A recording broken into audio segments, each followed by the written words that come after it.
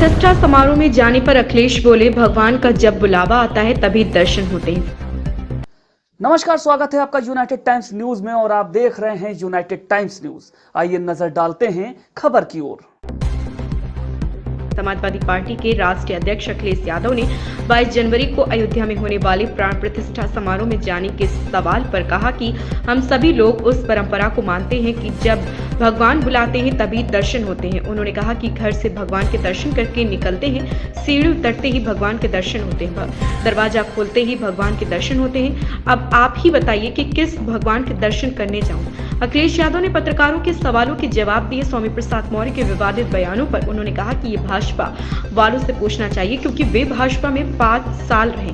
आखिरकार उनके दल में रहकर उन्होंने इस तरह के बयान क्यों नहीं दिए। फिर बोले कि ये उनके व्यक्तिगत विचार हैं। सपा सभी धर्मों का सम्मान करती है। पुलिस भर्ती में उम्र बढ़ाने के बाद जयंत चौधरी के बयान, ये उनका न्यू ईयर गिफ्ट है।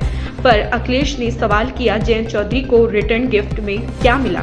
फिर बोले कि सपा ने भी उम्र बढ़ाने की मांग की थी। उम्र को लेकर पूरे प्रदेश के नौजवान आक्रोश में थे। सरकार नौजवानों के आक्रोश से डरती है, इसलिए उनकी मांग स्वीकार की। उन्होंने तंज कसा है कि चुनाव करीब है, इसलिए नौकरी की बात की है, लेकिन रिजल्ट वोट पड़ने के बाद भी नहीं आएगा।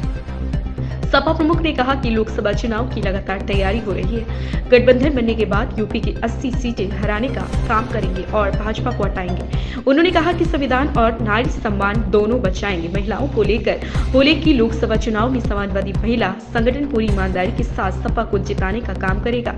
सपा ने हमेशा पिछड़े, दलित, अल्पसंख्यक और महिलाओं की बात उठाई। सबसे ज्यादा गैर बराबरी का सामना महिलाओं को करना पड़ा है।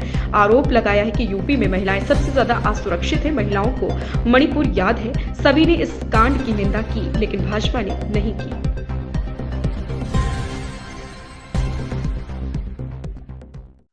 अब तक के लिए इतना ही।